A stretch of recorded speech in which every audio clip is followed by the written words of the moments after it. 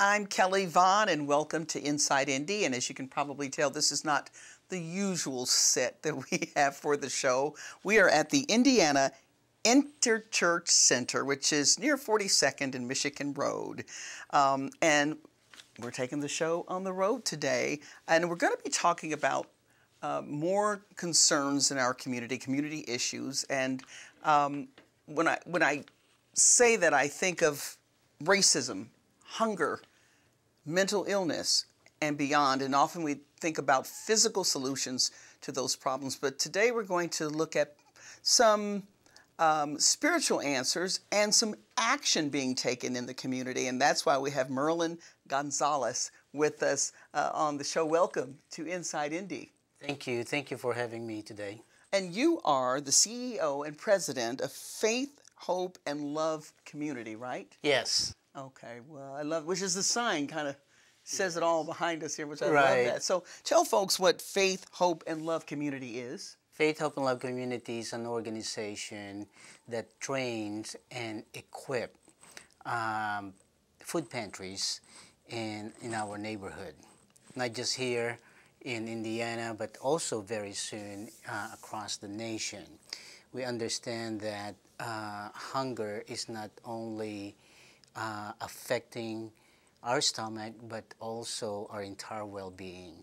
So by doing the training, we share with the leaders and also with the volunteers that how can we alleviate hunger beyond just giving away bags of food. So there's an art to it all, because I think, you open a pantry, you collect some food, you go to Gleaner's Food Bank, maybe you give people in your church or in your neighborhood make donations, and you set it out there and you give it away. But you're saying it's much more complex than that. It is, because hunger, again, can affect us spiritually, physically, and emotionally.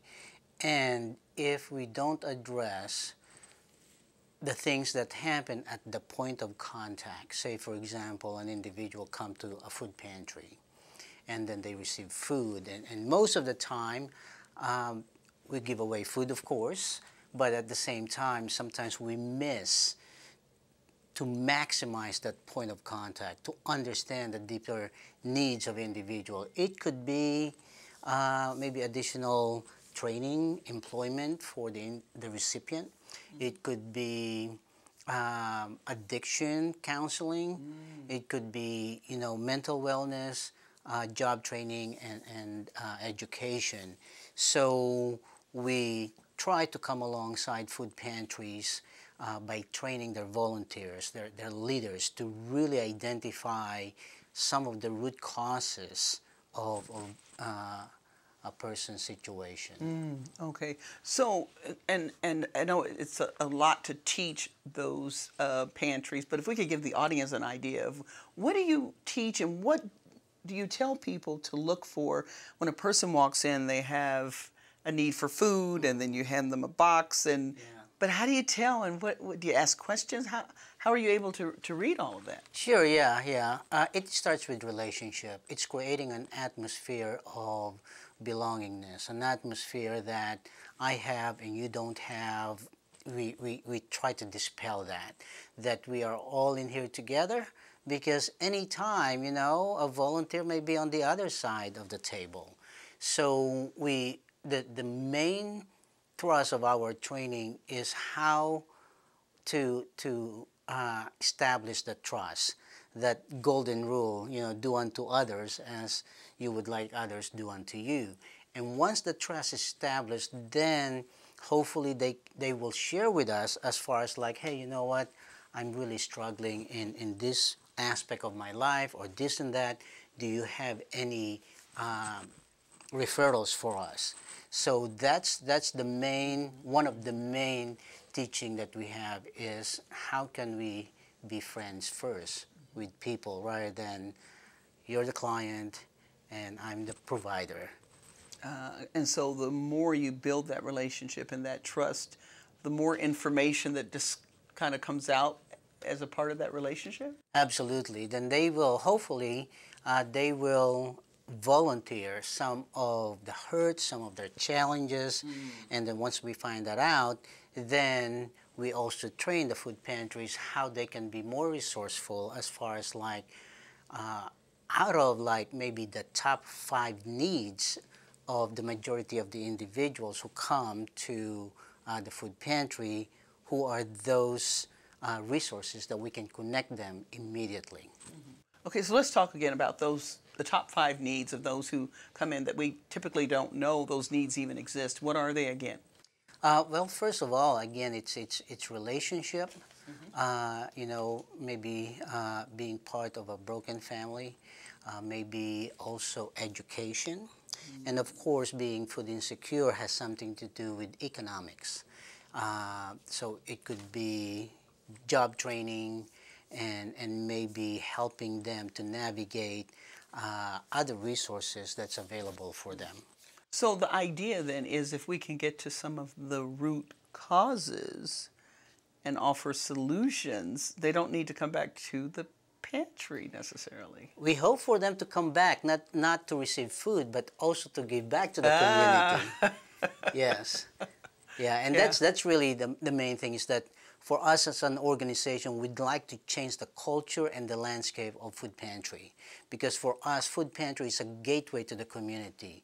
Food pantry is a way for us to really understand the needs of not just the individual, but for the entire community. So that now we can start really building what you probably heard already is the missional community. How can we help one another? That even though, you know, because all of us have our own needs, it's just different ways. But how would you get the community more involved? Because typically, again, it's a church or an organization that's standing there, you know, face to face with that person who is coming to the pantry. But I mean, you make a good point. You mentioned the community, and that could be a connection. But how does that connection actually? How do you bring the two together? That's part of our training. We train the food pantries how they can get connected with the community, meaning that share what they're about to do before they start launching the food pantry or what they're already doing. Because what we found out is that the community sometimes are not informed, so they don't help. Or maybe they don't know how to help. They just know what's going on, but they are not sure of how to help. So we teach the food pantries how they can connect and how they can share the vision that what they're doing is more than just giving away food, but maybe also can help your organization, your church, or maybe your company, as far as like if you're looking for a great employer or employee, then we might be able to connect them. So again, it's sharing the good news of what this food pantry is all about, and then offering, not begging, okay, offering opportunities to be part of the solution of the entire community rather than begging. Because sometimes, you know, for some food pantries or other charitable organizations, they go to say this company or this store and ask for money immediately, right? And which is okay, but I think we need to share with them first the why. Why are we doing this? What's the condition of our community? And if you feel like you would like to help, your employees would like to volunteer, or maybe help our community, not just this food pantry, then we become conduit of, you know, hopefully distribution of God's blessings to our community. And that's the main thing that we share with the food pantries, that don't think that once you put food pantry day in the front, that people really understand what your vision is and what's your mission. And so that's part of the training. It's really educating the community how they can be part of the solution. Okay, so it sounds like maybe we need to change the name of food pantries to the feeding pantry, which would go beyond food, Yes. where he'd feed you, yes, physically, but mentally, and spiritually, and yeah. Yeah, absolutely. Yeah, and that's one of the phrases that we use when we train or when we introduce our organization, is that it's not about food, it's about people. Because in the end, the people are the solution. In the end, the people is our mission. Because, in the land of plenty, where, believe it or not, this country throw more food than what we give away. If it's a matter of, again, educating, sharing the mission and the vision so that people and other organizations might be able to come alongside and they can understand, oh, did you mean to say that I can do this or I can do that? Yes, everyone has a role to play in really alleviating hunger beyond just bags of food. Right, yeah, wow. That's very interesting. And food is a big connector. I mean, you think what do you do when you say, oh, let's go out with friends and we're going to have dinner and drinks and everybody comes together? Or if there's a party, you got to have food. Yes. And so it's that one thing that binds the whole group together. So why not? Why wouldn't a pantry serve to make that? I never thought about it that way. Yeah, well, and also food is one of the basic human needs. I mean, I love to eat at least 3 times a day, right? 4 or 5 for me, but go ahead. So other people, so the same thing. But if we can actually create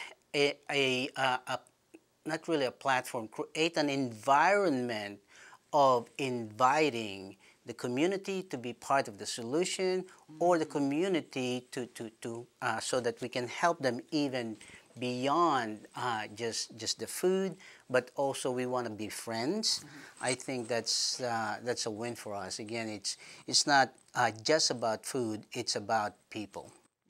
Okay. And as you were saying that, I was thinking about how food pantries typically have things boxed, but are there ever any food where we just feed people like lunch or dinner, and then inviting the community to come in and sit with those who are there to kind of connect as well? And that's part of the training of our follow-up. Giving away food is just part of the whole process. The follow-up is as important as when you give away food, because the follow-up is when we actually say, hey, you know what, you mentioned that you need prayer. We pray for you, and then you said that you're looking for a job, and we gave you referral. Did you follow up with them, or some other things that may need follow-up? So again, and that's part of the relationship building. And then you never know that what's going to happen is that, hey, in the future we may be able to help you beyond just, again, bags of food.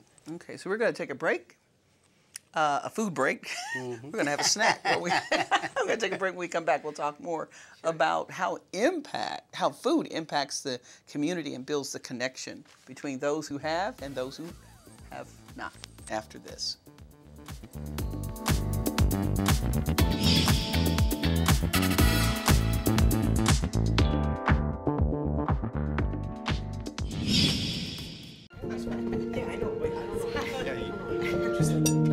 Look at that. It's so sad. It's good. It's here, put that on there.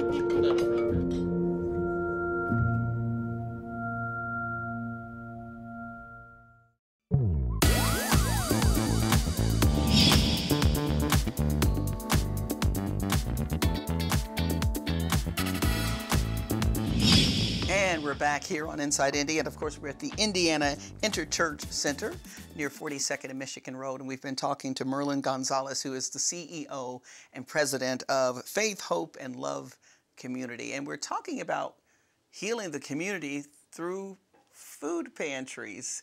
And again, there obviously is a science and an art to this, and in order to execute that, you need information, you need data. Let's talk about how you get the information you need to execute the healing process and what you do with that data. Yes, yeah, great question. Most food pantries, they have intake form or registration. We call it request for grocery assistance. So, you have your name and typical information that food banks and food pantries need to collect so that we can analyze the data. Many times the data are collected, but they are not utilized for future improvement of the operation of food pantry, or maybe how we can help the community even better. So we have developed what we call SaltView software. SaltView stands for um, service, accountability, leadership, training. Yeah, so it's very strategic. So what we understand for almost 20 years doing this is that we need that data in order for us to analyze the deeper needs of people. And then the beauty about this is that once this software is being used all over, say, the state of Indiana, we can actually pinpoint, say, one neighborhood. Oh, this is the difference between this neighborhood and this neighborhood. You have more Latinos, you have more maybe senior citizen or youth or whatever. Then now we can analyze the culture and the tradition of that and the condition of that neighborhood. Another thing is that we can do this also county by county, and we're talking with Hamilton County now as far as their trustees using this. Actually, we have opened... So you kind of have your own census bureau going here in a way. So we have like 2 trustees' office now in Hamilton County that's going to be part of what we call a hub.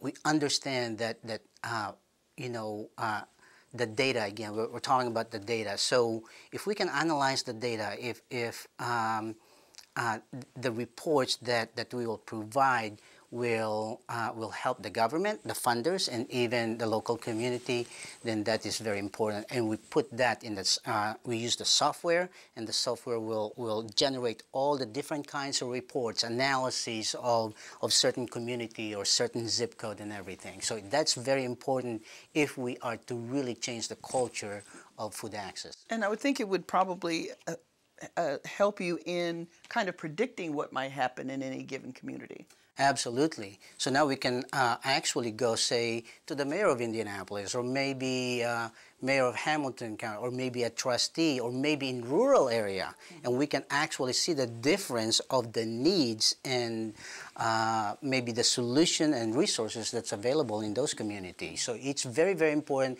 not just to analyze the causes of food insecurity, but also the resources that's available in that certain community. So can you tell us a little bit about the Indianapolis community, some highlights as far as food insecurity goes? Just anything you'd like to share with us that maybe somebody out there watching would go, wow, I didn't know that. Yeah, well, of course, you know, inner city, because of the dense population there's a lot of need. Certain neighborhoods in the city may need more than the others because, again, it could be the business and economic point of view in that community.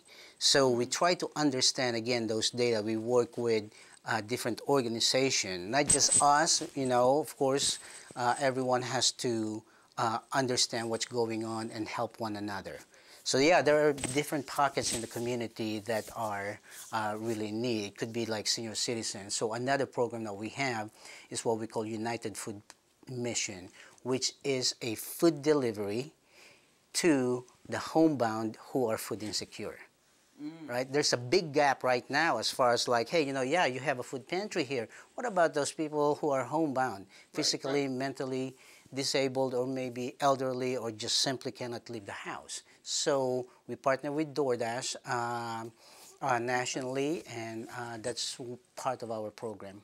Okay. Because Shepherd Community Center, we were visiting them a month or two ago, and they were saying that they had a challenge with you know, getting what they provide to the community because some people just don't come to them. So they actually built a relationship with Indianapolis Police Department to, they kind of check on people and they suggest, hey, maybe you should go over to Shepherd Community Center, but you got to find that glue that brings the two together to be able to take advantage of those services. So absolutely, that's a great program.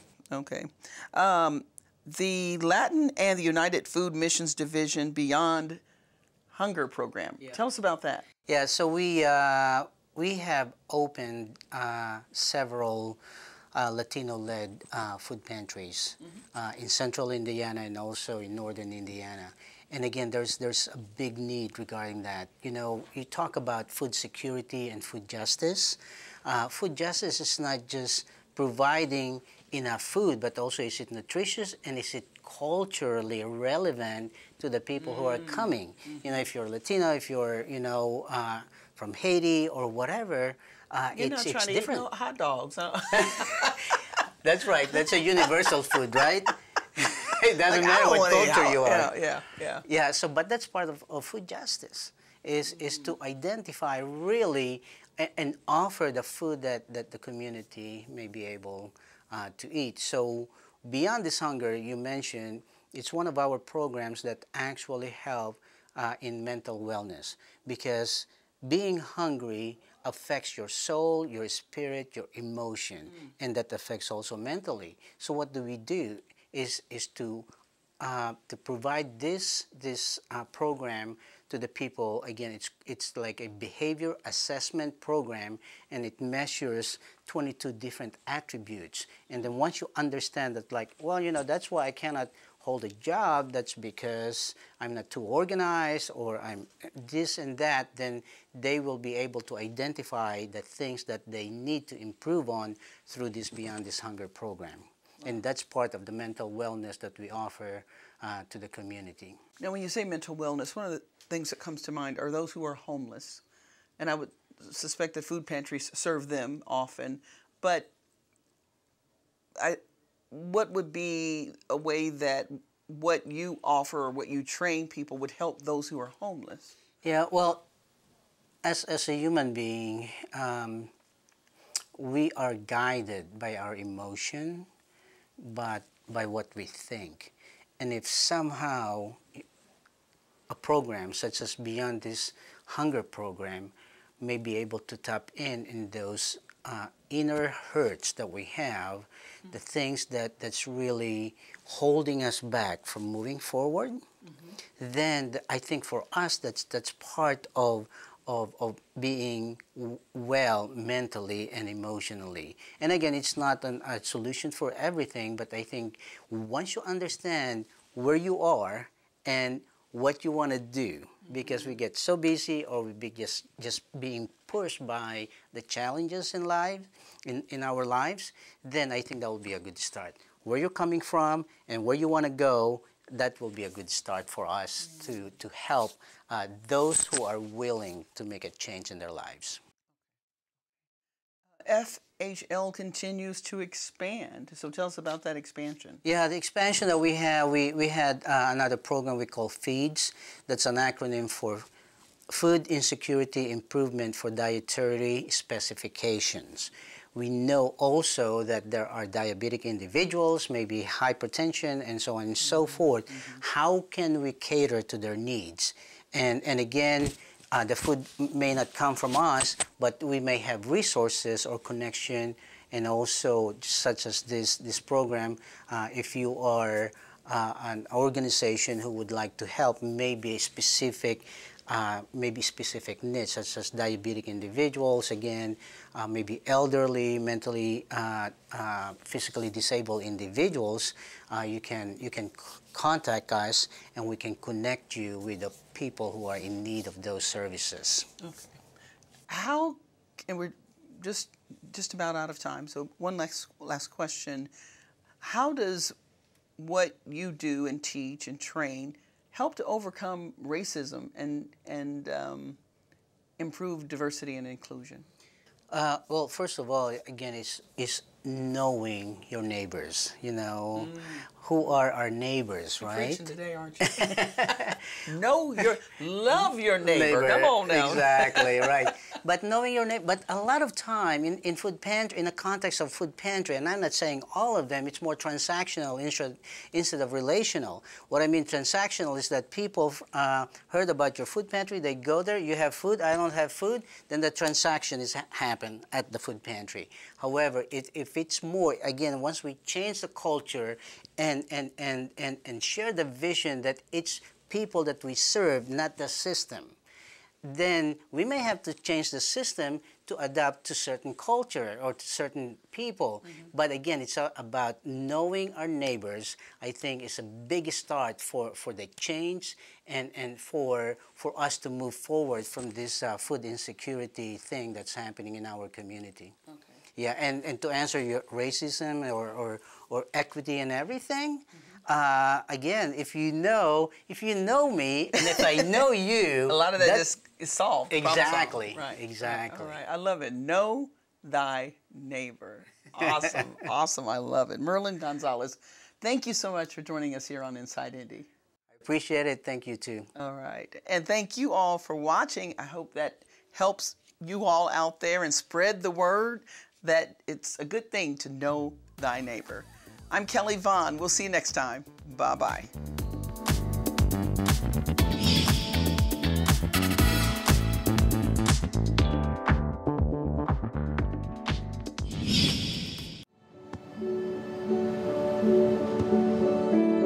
I don't remember how it started.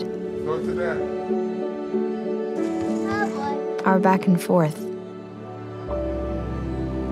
It always came back. Dad! You probably don't remember what you told me, That was perfect. but I heard every word.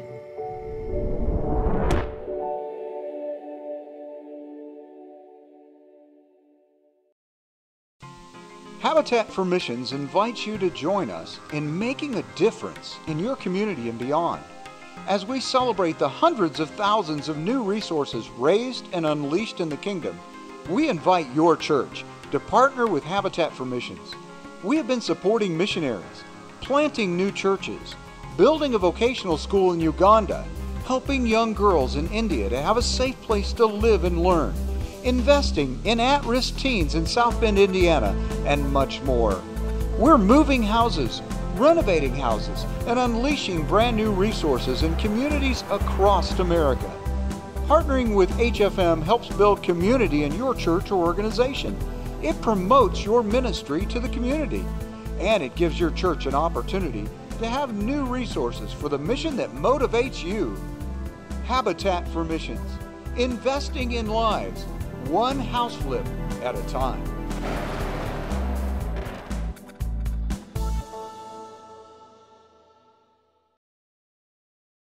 I know kids worry about a lot of things. Getting enough food to eat shouldn't be one of them. Through a nationwide network of food banks, Feeding America serves virtually every community in the United States. See how you can help your community. Visit feedingamerica.org.